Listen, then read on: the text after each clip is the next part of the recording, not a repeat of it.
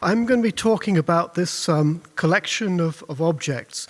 This came to us about 5 years ago, and it was a new departure for us, but we agreed to take it on, and I'm very glad that we did, and I'll explain why in this talk. The Baliem Valley in Papua is one of the last places on Earth that was contacted by the outside world, by modernity. There are many things about it which are interesting, but this makes it one of the most unique and interesting places that I've ever worked on. So where is this located exactly? Papua is the western half of the island of New Guinea, which is located just north of Australia. And the island of New Guinea is divided into two parts. In the west, there is Papua, which is owned by Indonesia, and the eastern part is Papua New Guinea, which is an independent country. But even though the island is divided politically, culturally it's all of a piece. And the area that we're going to be focusing on is the Baliem Valley, indicated by the rectangle in the center there, which is in the Highlands in the western half of Papua. This area, like most of New Guinea, is a patchwork of different ethnic groups. It's a high mountain area, and it's a broad valley between two mountain ranges. And in between those mountain ranges are a number of different peoples. But the biggest population is located in what's called the Grand Valley, which is this broad river plain where the Dani or Hubula people, as they like to be called these days, are located. And most of what you're going to see today is either from the Hubula people in this region, but also from the Yali people to the east of them in the highland areas, because they were contacted even later than the Hubula people. They were first contacted in the 70s and 80s by missionaries, and when Bud Hampton visited, their traditions and customs were pristine. So this collection came from a guy called Bud Hampton. He was a remarkable man. He was trained as a geologist, and he worked for the Pertamina Corporation in Indonesia for many years. But then he visited the Baliem Valley in the early 1980s, and he became fascinated by this area. And he quit his job, and he spent the next 11 or 12 years researching this unique peoples. He collected around 900 objects. He took around 20,000 photographs, all of which we have, and also produced a large volume of field notes and notebooks. And this is what makes his collection so valuable, is that a lot of times objects come onto the antique and collector market from Papua and from Papua New Guinea, and they're avidly bought by collectors, but the provenance and the information about the cultures that made them is lost, is gone. And Bud Hampton's work is important because we have that provenance and we have that information.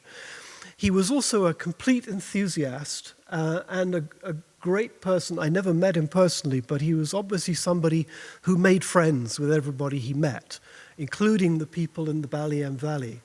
And he visited them repeatedly over a period of a little more than a decade, became friends with many of the tribal leaders, and was able to get insights into their ways of life and their material culture, which nobody before him had managed to achieve. So these people in Papua, in the highland region, have been separate from the rest of humanity for at least 60,000 years. The island of New Guinea was first populated 50 to 60,000 years ago, and the coastal regions were well connected with the trading networks that extended across Asia. So Chinese and Vietnamese traders brought goods along the coastline, and Dong Son bronzes, for example, which come from Vietnam, have been found along the Papuan coastline. But the interior is a very different matter. It's extremely difficult to move around. It's a mountainous region. And because relations between neighboring groups were often hostile, few people ventured more than a few kilometers from their home village. So items were traded, but they were passed from hand to hand. So, for example, this guy is wearing, he's got some couscous fur on an armband. I was going to say that he's got some shells in his headgear, but I think that's not shells. But NASA shells and cowrie shells were popular trade items. But the people who traded them in the Baliem Valley had no idea where these things came from. They thought the NASA shells grew on a tree somewhere in another part of New Guinea, and the existence of an ocean was unknown to them. So trade existed, but it was very, very short scale. These people raise a number of different interesting issues, which I'm going to talk about today. One issue is just how do you survive as a small group of people in an upland environment in New Guinea, and how do you make your life, and how does it differ, and how is it similar to what we do? But it also raises questions about art and self-expression. You know, what forms does this take in Hubula society? And also about religion and spirituality. And it's not so much that the Baliem Valley inhabitants had anything special to say in these topics, but the fact that they have been cut off for so long, and the ways they do things are different to our own, and it causes us to think and reflect and ponder on what these things mean in our own cultures, as well as those of the Baliem Valley. I'm going to go back and talk briefly about the collection itself. This is when we first saw it in 2019. Bud Hampton died in 2017. His family didn't know what to do with the collection, and this is the state we found it in their attic. It was pretty well cared for, but the conservation and the storage was a little bit random. There was no catalogue, and some of the items were starting to deteriorate. So the first task we had was to do some serious conservation work, and also to rehouse these items. So we spent about 1.5 years doing conservation work. Some of the items needed cleaning. Some of the items we needed to remove pests and to stabilize them. This is Callie German, who joined us as a conservator for about 6 months or so during the project. And photography. I was in charge of the photographic work, and we photographed everything in its original state as it came to us, and then we photographed it again after conservation work, and trying to make photographs that would be publication quality. And this also serves as a record of the conservation work that we've done. So if anybody wants to look back and see what was the condition of the item when it first arrived, they can look back and see exactly what changes were made. And we photographed all of these 900 objects. This is an adze from the Hubula people. It's a stone blade bound with rattan. And it's one that was stored in a hut for 30 or 40 years, so it's picked up this sort of brown patination from the smoke in a hut. And the items are now stored in acid-free polypropylene boxes with all the acid-free materials and bindings, and tissue paper to protect them, and bubble wrap. This is a selection of amulets. The Hubula people were very keen on these protective amulets. They had a lot of different kinds. And these have all been carefully, individually packaged, catalogued, and stored, ready, as Sandra says, to eventually be repatriated to Papua.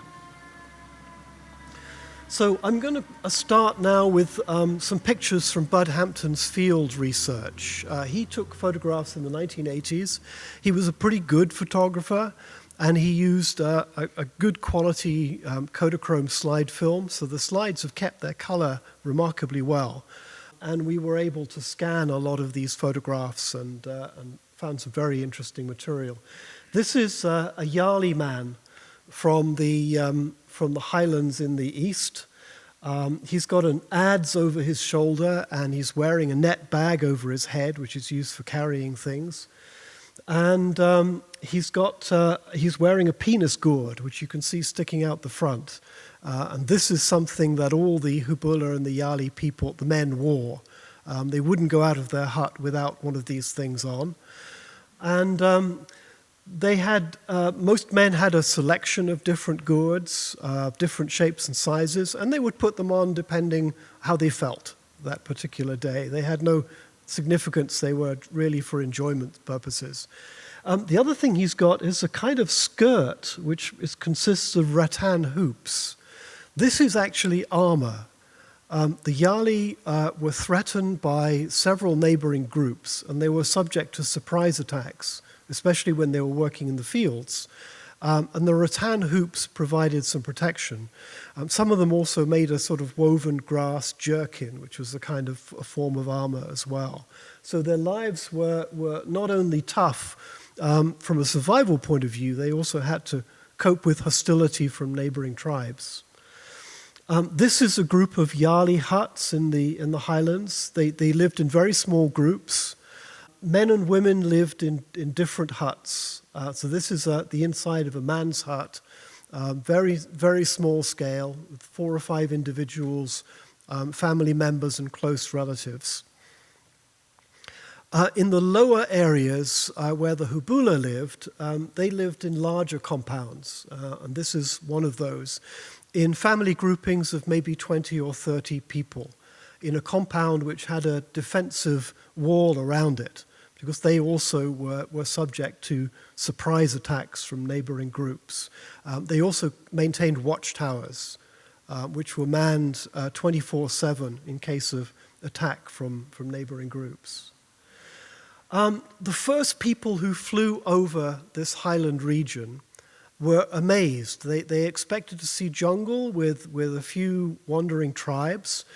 What they actually saw when they flew over the Baliem Valley were these beautifully and carefully constructed field systems, because the people in this part of the highlands were agriculturalists. And they maintained these intricate fields where they grew sweet potatoes and taro. And in the lower lying areas, they maintained these drainage ditches, like the one you can see on the left. And the only tool that they had to work the fields was a digging stick, which is a long stick with a slight spade-like shape at one end. And when missionaries arrived, they brought metal spades, and they were very eagerly adopted by the farmers in this region. The other thing they kept was pigs, and pigs were an important part of the ceremonial life, because a diet of taro and sweet potatoes is pretty boring, but the thing you had to look forward to were feast days, weddings and funerals, and some other occasions as well. And on these occasions, you would get to eat pork. And this was cooked in a thing called steam bundle. And these photographs are of Hubula people preparing one of these steam bundles. You take grasses and you put them in a depression in the ground, and then you put hot rocks on top of that, and then you pile on greens and edible vegetables, and then you put a whole flattened pig on top of that, and then finish the thing off with more grasses and vegetables. And you leave the thing to steam for 2 or 3 hours. And Bud Hampton said when it was opened up, it was the best pork he'd ever tasted. The other thing that Bud was fascinated with, being a geologist, was the stone tools that he found these people making. Now, stone tools are the basis of our ancestors' ways of life, going back tens or hundreds of thousands of years. But there were only a couple of places on the planet still making these things in the middle of the 20th century. One was the Amazon basin, and the other was this part of Papua. And the Hubula people had basically finished with stone tools. They were using missionary-brought metal tools by the time Hampton arrived. But the Yali people were still making and using and trading stone tools. And this was the last chance for any of us to see how this job was actually done. because archaeologists, we dig up these tools, but they don't have insights into how exactly they were quarried and made. And what Hampton discovered, first of all, is that fire was the basic quarrying tool. Both of the Yali people and also another group who made stone tools to the west called the Una people. And in both cases, they would use fire. The Yali would build a fire on a boulder in the river, and the Una people would build a fire against a cliff face. And they'd let it burn for about an hour or so. And then when the fire was extinguished and started to cool down, big slabs of rock would ping off the rock face. And Hampton went close to photograph this, and his Una guide said, come back, because you're likely to be hit by flying fragments of rock. So that was the basic quarrying method. And then the tools were shaped roughly by knapping in 2 stages. They did a rough stage at the quarry site to try to reduce the weight of the tools. And the way you did it was by taking your piece of stone and striking it, picking a pebble from the river as a striking stone, and then chipping away at it until it has the shape you want. This description makes it sound easy. It isn't. I've tried it. You also have to cope with bits of flying stone, and these folks didn't have safety glasses or anything else. And when you looked at their fingers, you could see the cuts and abrasions they picked up from knapping stone tools. And then the final stage was to grind them. The tools were ground to a fine edge, and some of them were absolutely beautifully shaped. I've got one of these blades here today, which you can take a look at later. But they were ground and then finished to a fine polish. And these were like the Swiss Army knives that we have today. They were beautiful objects. They selected beautiful hard stones. They were very fond of greenish green schists. And they polished them. And a good adze blade was worth about the same as a good adult pig. And if you wanted to marry a girl in the Baliem Valley, you would need a gift for her father. And one of these stones, a good example of one of these adze blades, would be a suitable gift. And the great thing about ground edge tools, and the great advance that these represent over the flaked tools that our distant ancestors made, is that these blades can be resharpened when they get blunt. And you don't have to be a specialist in order to resharpen. It's just patience and a grinding stone. But you can see what happened to blades over time. They started out like the one on the left, and as they were used and resharpened, they got smaller and smaller.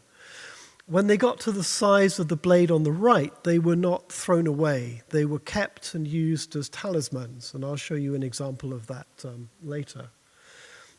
This is a guy, a Yali guy, attaching a blade to the haft of an adze. And again, for an archaeologist, this is absolutely priceless, because we can see how the tool was set and how it was attached to a wooden handle. And wooden handles rarely survive in the archaeological record. And it turns out that these folks were familiar with 2 different kinds of tool. They knew how to haft a blade as an adze, so that where the blade is at right angles to the haft. And they also hafted them as an axe, where the blade is set in the same plane as the handle. I'll show you examples of that in a minute. And one of these things, a well-made adze, was truly the mark of an adult man. And the most important feature of it should be that it should balance perfectly on the shoulder, so that you would walk around with this, and it's a status object as well as a useful tool. And they were used for felling trees, both for firewood and also for clearance for agriculture. They practiced swidden agriculture, so they would clear an area, grow crops on it, and then leave it fallow and clear another area in another region a few years later. And again, for an archaeologist, this is absolutely priceless. It turns out that the tree felling technique is quite different to what we do with a metal axe. With a metal axe, you grasp it with both hands and you take a big swing at waist level. If you do that with one of these kind of tools, you'll probably break it. The way they used them was much more delicately. They would use them with an overhead swing, and they came down at a steep angle onto the trunk, and they gradually shaved inwards, taking off a few millimeters at a time. So patience and precision, rather than brute force method, brought down the tree. And we have several examples of these. These are hubula adzes from the Baliem Valley. The one on the right has been decorated by wrapping palm around the handle and then smoking it over a fire and then taking the palm leaf away to make this sort of decorated effect. This is an example of the axes that they made. For the hubula people, these were rarely used in anger. They were largely ceremonial tools. But they were kept because they were impressive status objects. The blades were huge. This thing is about day high. And the remarkable thing about these is that some axes which have been dug up from Swiss lake settlements from the Neolithic period have almost exactly the same form. And the key thing is you've got to have a really heavy bulbous head that resists splitting when you bash that axe against a tree. So, amazing data for the archaeologist. I know some archaeologists, and some of them are aware of this work, but you'd be surprised how little it's read by archaeologists. Archaeologists and ethnographers, they're two different tribes, and they tend not to talk, not as much as they should anyway. And I've shown some of these photographs to archaeologists, and they're like, oh my God, why have we not seen these things before? Anyway, an object that an archaeologist would almost never see, very, very rare. As important as the adze and the axe was the net bag, the noken, mostly used by women, occasionally by men, but more useful to women. And for hubula women, this was an item of clothing, as well as a means of transporting goods. And no woman would step out of the woman's hut without at least one of these over her head. And they were used for transporting produce from the fields, tools. You could put a baby in one, and some women would have 4 or 5 of these things over their heads when they went out in the morning. They were not woven in the usual sense. There was no weaving looms. They had no spindles for spinning. So the string for making these bags was made by rubbing bast fiber, tree fiber, on the thigh. And they made a beautiful 2-ply string with just the hands and thigh rolling. And the bag was made with a figure-of-8 looping technique. There are no knots. So it makes a stretchy, extendable bag that will stretch to fit whatever you put inside it. And there were large bags for daily use. And then there were some very fine bags which were used as wedding gifts and as a kind of currency exchange. This one has partly been colored with red ochre. And then we have weapons, of course. If you're going to be attacked, you've got to have weapons to defend yourself. And the hubula also loved to hunt, but their population was relatively dense in the Baliem Valley, and most of the game animals had been hunted out years ago. But still, if anything interesting appeared in the hedgerow, they would grab a bow and arrow and loose off at it. But the most important use for bows and arrows was for warfare. And this was both a necessity and also it was strongly linked to male identity. So the status and the standing of a man in all of the Highland communities was related to how successful he was in war, and specifically how many people he'd killed. And there were basically two types of conflict. There were these large-scale, almost like set-piece battles which took place on open ground with almost a sporting atmosphere. Everybody dressed up in their finest feathers and paint. And they went out in two big opposing groups, and they threw spears and shot arrows at each other. And the atmosphere, was like a sporting event, even though the intent was deadly. And the other kind of conflict happened at night. Sneak attacks would take place in the middle of the night. And this is why the compounds needed high fences around them. And people were killed and pigs were stolen. And women were also stolen and taken to neighboring groups. And we have a selection of bows and arrows in the Hampton archive. This is a bow on the left and a group of arrows. These are some close-ups of the arrowheads. The one on the left with a leaf-shaped blade is specifically used for killing pigs in ceremonies. All of the others are for warfare in this group. And they have very fine points that tended to break off when they struck an enemy. And some of the three on the right-hand side have little bits of orchid fiber wrapped around the top. This is not decoration. The idea is that when this penetrates your skin, the orchid fiber is left behind when you pull the arrow out and is very likely to become septic and kill you, because there were no antibiotics in this area. And for the hubula, if somebody died a month after the battle, that was just as much a success as if they killed them on the day, accompanied by much singing and rejoicing. So the facts of hubula warfare. And then we also have a selection of other objects of ritual or decorative function. These are cassowary feather wands, ostensibly for keeping the flies off, but in fact badges of office for the big men who were the chiefs of the tribal society. And when they went out to war, the chief would take one of these in hand and stand on the highest hillock and direct the proceedings with his cassowary feather wand. This is an amulet, and we have a vast number of different amulets which are designed to protect you against evil spirits and evil influences and bring you good luck.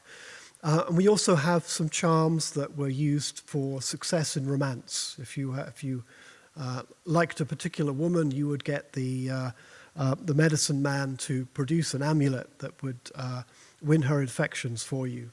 This one consists of a mouth harp on the left. The thing in the center is a kind of the cocoon of a moth called a pumpalep. And on the right is a tiny, tiny adze blade that has worn down so much it's not usable anymore, and it's been converted into a little charm with the net handle around it. And these are head ornaments. They're pieces of parrot feather and bird of paradise in the center.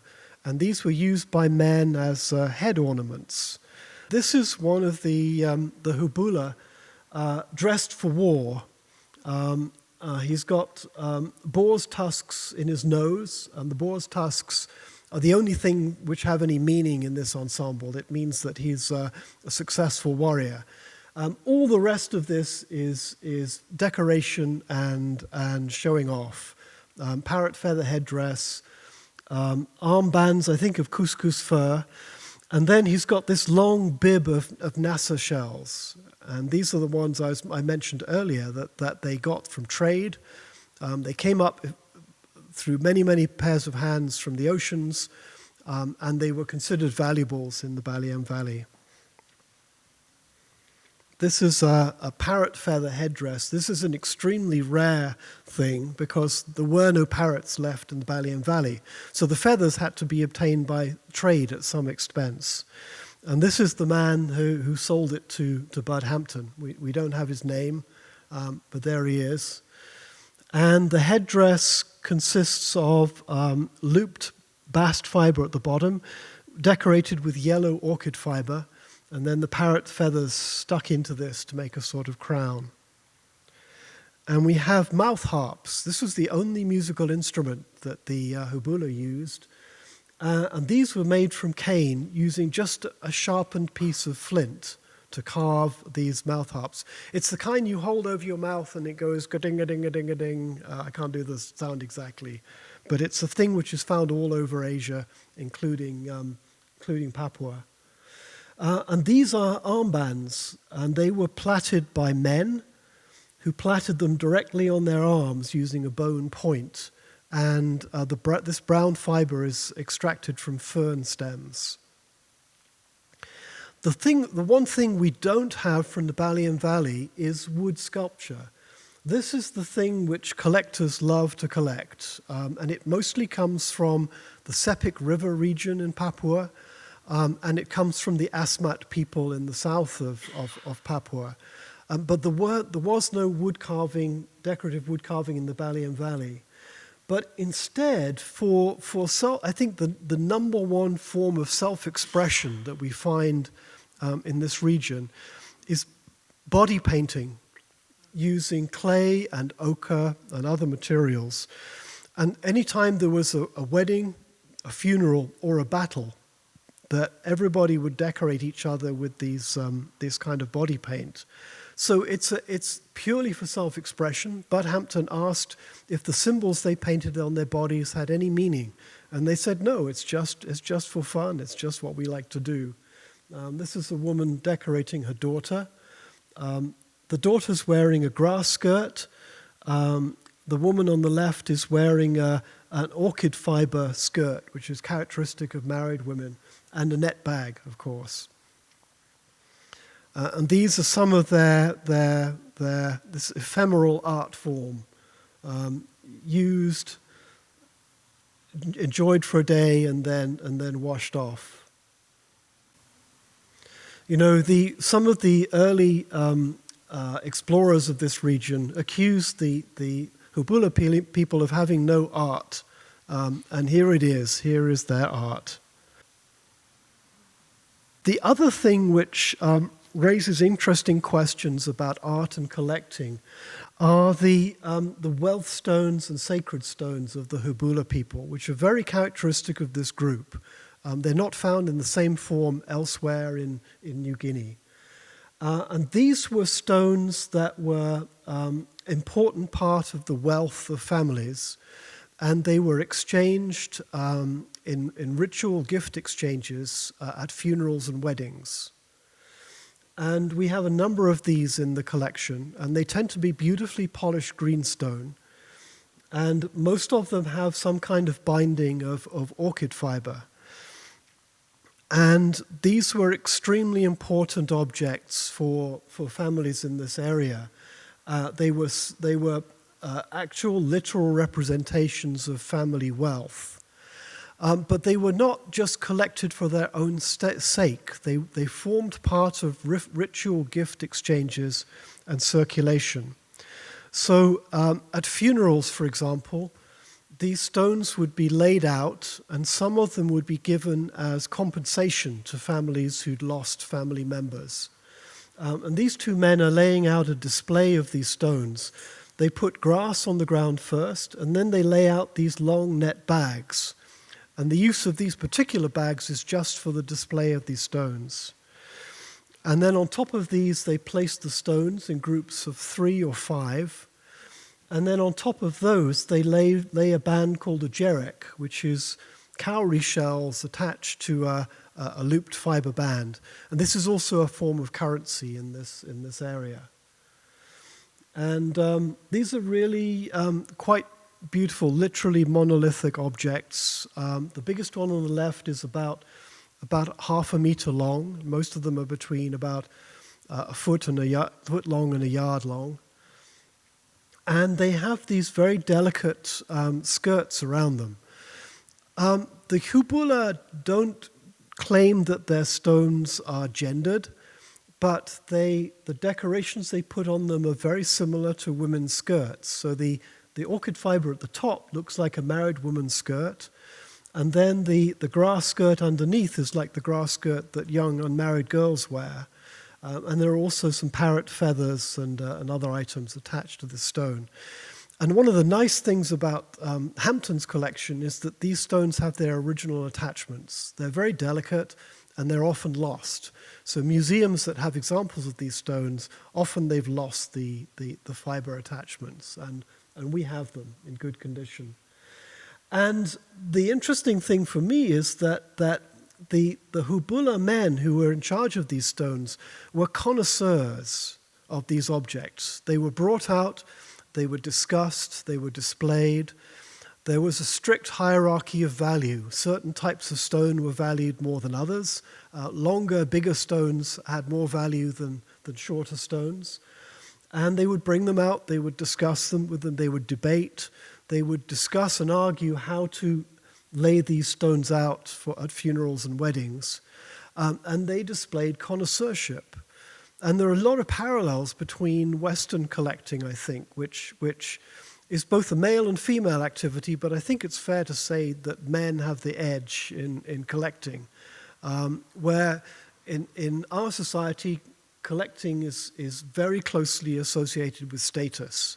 Collection of art and the exchange of art and the display of art is connected with status, especially male status. And this is something I think you see a close parallel to in Hubula society. So even though they didn't have art, they certainly had collecting. And there are also parallels with cultures in the Americas, in the sense that these objects were made to be exchanged and given away.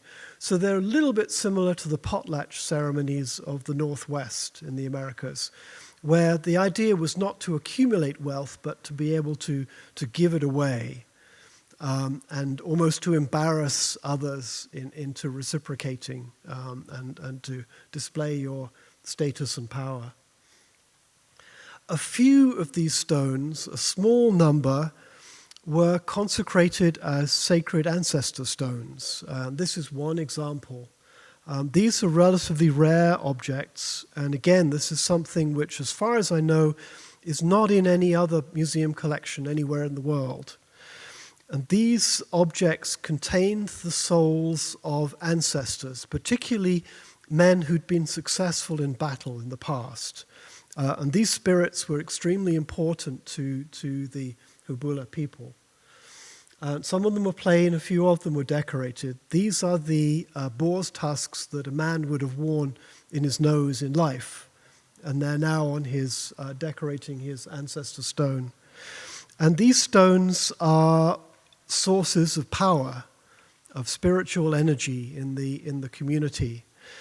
And they had a direct and close relationship with their ancestors through these stones. The stones were kept in a thing called a Guinea cabinet, which was at the back of the men's hut.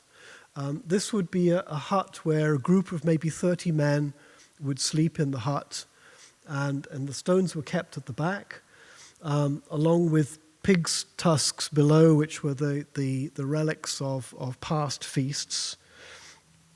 And they were carefully wrapped and cared for, and only the men were allowed to see these stones, whereas the wealth stones could be brought out at any ceremony. These were kept secret and were only shown to initiated men. And we have a number of them, and they are in their original wrappings, which is also amazing. This is one example. And inside this wrapping is the ancestor stone, a couple of boar's tusks, 2 pig's tails, and a couple of cowrie shells. Similar stones were also used by the Yali people to the east. But in the case of the Yali, when they were visited by missionaries in the 70s and 80s, the missionaries made them throw away their ancestor stones and burn the skulls that they kept for ancestor worship. And so we know very little about the Yali traditions, which is a bit of a tragedy. The style of the stones was different, as you can see. They were flat stones decorated with ochre. But we know almost nothing about how they were used. Hampton visited them, and he let it be known that he was interested in these stones. And a young boy brought one of these things out of the forest where it had been hidden and sold it to Hampton. But we know nothing about what the ceremonies were like that they were used in. But we do know a lot about how the hubula stones were used in the main part of the Baliem Valley, thanks to Bud Hampton and also a couple of missionaries who recorded the ceremonies. This is another example of an ancestor stone, and it's in this bundle, wrapped in a bundle of bark fiber cloth, and it's also in the same bundle are boar's tusks, a small knife, and then the object on the right is a feather, and this was attached on the outside of the bundle. And the idea was that the spiritual energy from the stone was so strong that when you wrapped it up and you'd finished using it for your ceremony, your hands became charged with spiritual energy, and you had to discharge them by using this feather to brush across them. This is a close-up of the same bundle. And this is Hampton's photograph of one of these stones being brought out for a ceremony. And they were brought out for a number of different reasons. One reason relates to sickness, because the hubula believed that if somebody became sick, this was because of a disturbance in their soul, probably caused by an evil spirit or some sort of evil influence, occasionally by witchcraft. And you needed the energy from these stones in order to drive out the evil influences. And the healing ceremonies used the stones and also laying on of hands in order to cure the sick person. The other important type of ceremony was for success in war. And for these ceremonies, a pig was sacrificed, hands were laid upon it, and then offerings were made to the stones in the Guinea cabinet of sweet potatoes and pig meat being consumed by the ceremony's participants. So, from all this information, we've distilled a book, a catalogue of the collection with a lot of background material. And in order to check that we were on the right track, we took a draft of the book in 2024 back to Papua, and we consulted with several community elders from the Baliem Valley. This was Adipus Wetapo, who's a local historian, who gave us a lot of helpful advice, and Engelbert Surabat, who was also here about a month ago looking at the collection. And these older guys were able to recognize some of the younger people in Bud Hampton's photographs, and we managed to put some additional names to the images and correct some things that we had slightly wrong. But Papua today is not the same place that it was in the 80s. It's changed enormously, and like everywhere else, Papuans want to be part of modernity. They want mobile phones, they want motorbikes, and why not? But we also took the collection to a workshop for curators in Jayapura, which is the main town in Papua, where they were running an event for students and trainee conservators and curators for Papuan museums. And we showed them the collection, the images of the objects that we'd assembled. And the older men recognized many of the objects, but the younger students had never seen them. And some of them were in tears because they recognized a chunk of their culture which had been completely lost to them. So this collection is not only important for anthropologists and archaeologists, it's important for the community. And that's why we're so keen that the collection should go back to Papua. And the intention is that this will form the nucleus of a new museum in the Baliem Valley. Wamena, the largest town, has now become the capital of a new province in Papua. And the land has been secured for the museum, and we hope that in 2 or 3 years the collection will be housed there. It's going to go back to Papua in about a month's time, and then it'll be stored in Jayapura for a period of time, and then we hope it will go to Wamena, fingers crossed. Okay, I'm going to stop there. I hope that's been interesting. I'm happy to take questions if there are any.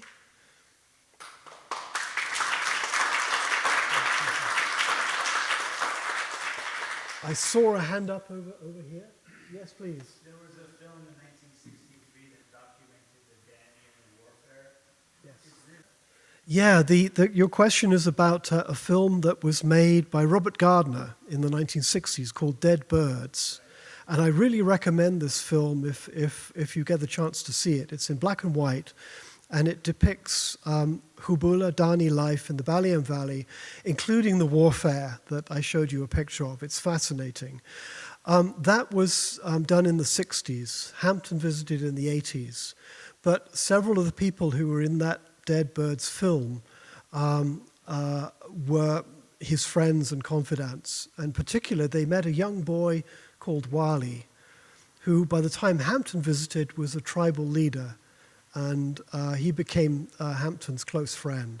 Yeah, it's a great movie if you get the chance to see it. It's so visual, it's so tactile, but there's birds around. I'm surprised there weren't whistles or other musical art. Thank you. Yeah, a couple of good questions. The one question was about the bird feathers. They used a lot of red parrot feathers, which they had to get by trade, exchanging pigs and salt, which they had in abundance, for feathers which were hunted in the Highlands by the Yali and other groups. And they also had a white feather, which I think was like an egret, maybe. I'm not absolutely sure about that, but I think egret feathers. But they would rarely see those birds in the Baliem Valley themselves.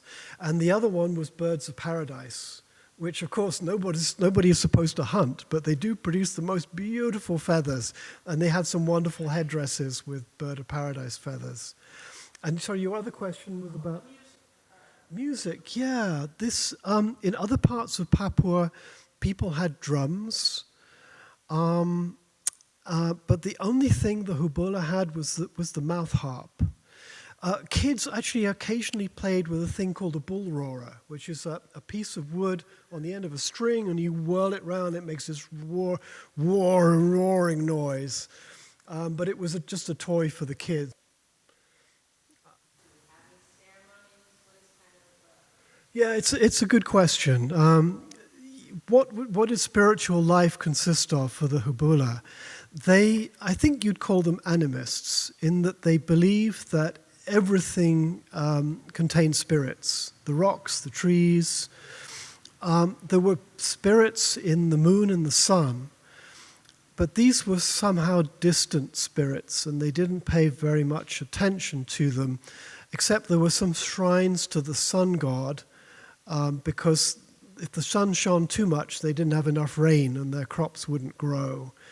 But the most important spirits to them were their ancestors. And the ancestors were on their side generally. But the thing about I wouldn't call it religion exactly, because these spirits were not worshipped. They were treated in the same way that you might treat senior family members. You know, you would propitiate them, give them gifts. You wanted them to be on good terms with you. And you needed to make offerings to them. But they could be, if they didn't receive the right kind of offerings, they could be destructive. So you might fear them. And especially you feared the ghosts of slain enemies. Those were the most feared and the most important, because they could hang around and they could do you real damage. So it was a constant struggle to try to stay on the right side of the powerful spirits and defeat the bad ones. So I can't really call it religion. There were no religious ceremonies as such, but spirituality was part of everyday life, and the spirits were everywhere, constantly, and everybody believed unquestioningly that these things were important in the landscape. The closest parallel I can think of it is I spent a year in Japan one time, and I saw a little bit of Shinto belief in Japan up close. And the Japanese believe the same thing, which is that any large cedar tree or rock will have its own spirit. And there are little shrines all over the traditional neighborhoods in Japan, where as you walk past them, and I remember seeing a salaryman who would walk back from work at about the same time as me, and there was a tiny shrine by the railway line, and when he went past it, every day he would do this to the spirit of that particular rock or whatever it was. So I think there's something of the flavor of that in it. It's a good question, and it's a deep question. We get into comparative religion, and I don't have all the answers to that, but thank you for the question anyway. Please. I have two questions. First question is about the stone. It's a very beautiful stone. I didn't see it being quarried. This particular stone, it doesn't come from the Baliem Valley. It's quarried by Una people off to about 2 days' walk to the west of the Baliem Valley. And they own the quarries, and this particular green stone is called pibit, and it's very highly sought after. It's very tricky to quarry it in such a way that you get long, thin, flat pieces. So it's a matter of luck. And then when you've got your long, thin, flat piece, you have to grind it, and you do that by getting a piece of grinding stone, and you grind it by doing this by hand. Takes about 6 months to do it. It can take longer. But once you've got a nice stone, you can trade it with the hubula for an adult pig. So you've got something that's valuable, that's worth the effort. But these stones were circulated, and some of them might be very old. It was relatively rare that new ones would come into the valley. It was more a question of stones which might have been circulating for hundreds of years, being exchanged between families. And they would also rub pig fat into them to get a nice glossy finish. And in geological terms, it's green schist. And the interesting thing about green schist is that Neolithic European peoples also prized the same kind of stone in the Alps of Europe, and they traded beautiful axe blades made out of green schist. And you see the same thing in the Amazon and in Mexico, where the finest blades were made out of these greenish metamorphic stones. So people all over the world recognize the value of the beauty and value of these stones. Stones were collected. How did he trade with it? Did he buy them, or? He bought them in most cases. Some of them he was...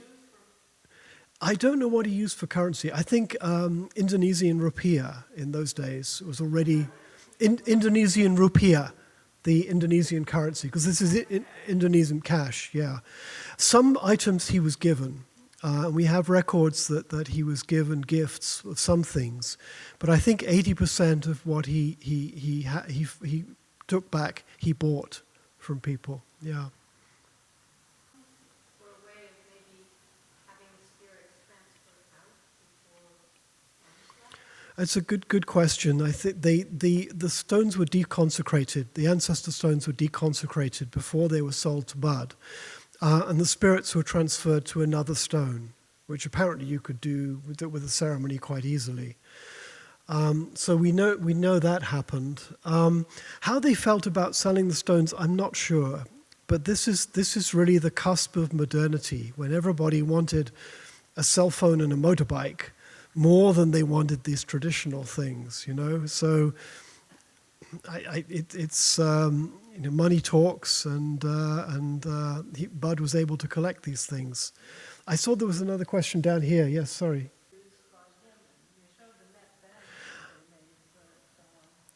Yeah, I think the net bag was the main one. Women did not have so many possessions as the men. Very little, because what you did to cook your sweet potato was you simply put it in the fire. And the pig, I've shown you how they did it with the steam bundle, but there were really no cooking implements at all. They had a kind of wooden bowl which they used for a particular kind of pandanus nut, where you could press it and get a red juice out of it. And they had a bowl for preparing that. But at meal times, all you get is a piece of palm leaf with your piece of pig sitting on top of it like a little plate. And you might use a stick to pick it up, but most times you just use your fingers. So almost no cooking utensils. Oh yeah, women used digging sticks. They had a shorter digging stick than the men, with a nasty point on the end, so that if somebody attacked you while you were in the fields, you could jab them with your digging stick. And women really made a specialty out of the bags. When men exchanged the stones at weddings, they were also exchanging those bags as gifts between different clans. Bud Hampton spent more time with the men, so we have less insight into how the women's society worked, because men expected him to spend time with them, not with hanging out with the women, if you know what I mean.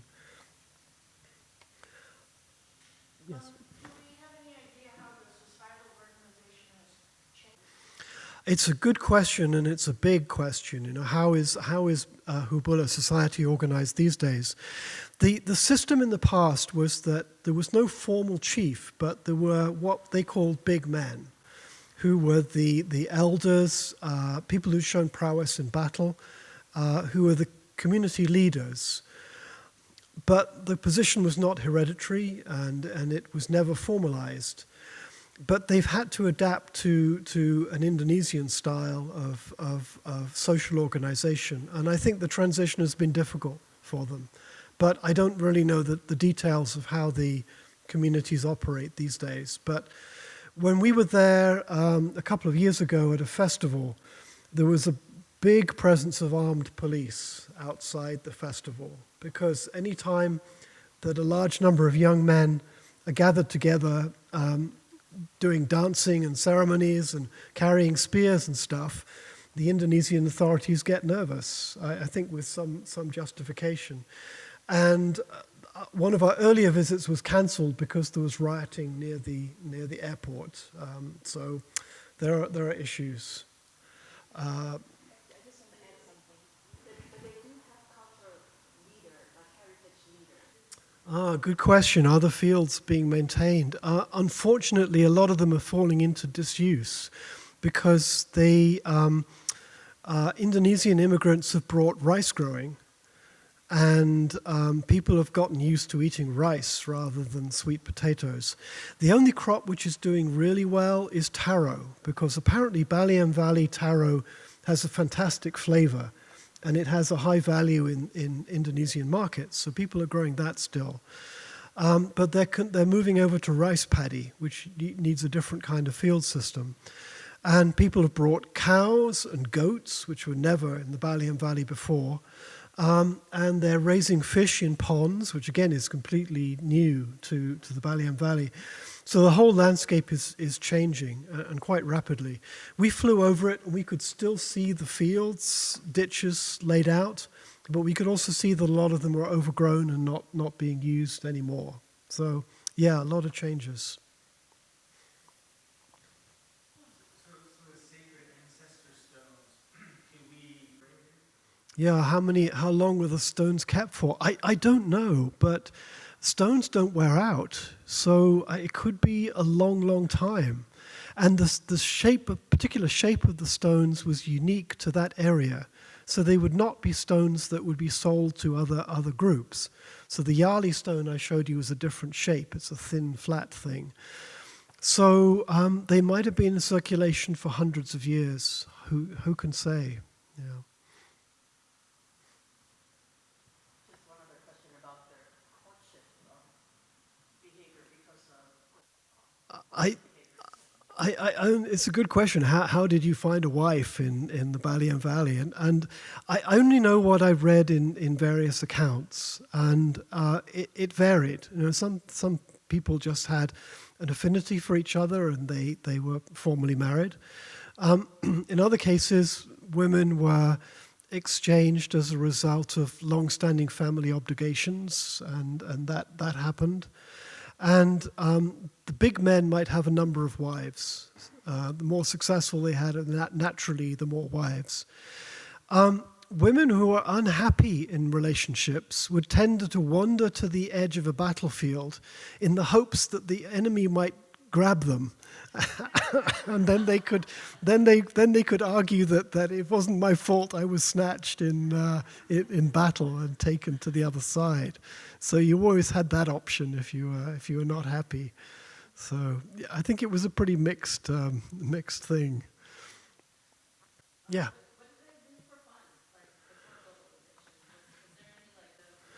Yeah, what did they do for fun? Well, the men smoked tobacco, and they were very fond of tobacco. The women, I think, smoked as well. I saw pictures of women smoking.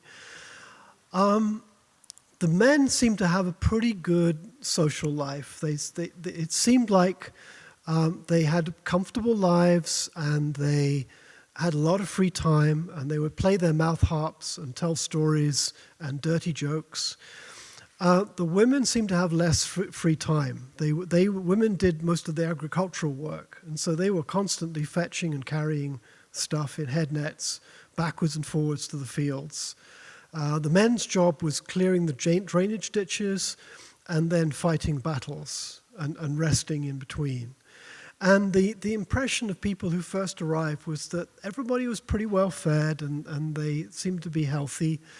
And they had some leisure time, so they hung out, you know. That's all I can say, really. One more question. Yes? What happened in terms of the composition in the valley? Have the young men left? What's happening in the valley? It's hard to say. It's a good question. It's hard to say. We did meet a lot of young people from the Baliem Valley in Jayapura, the main town on the coast. So I expect that a lot of young people have left. On the other hand, a lot of Indonesian entrepreneurs have come to Wamena, the main Baliem town. Cab drivers, people running businesses, restaurants. I don't really know what the statistics are. But I can tell you the society is going through massive change very rapidly still. I think that's true, yeah. I'm going to stop there as my voice is, I had a cold a few days ago. My voice is starting to give out. Anyway, I hope I answered most of the questions. Thank you for listening.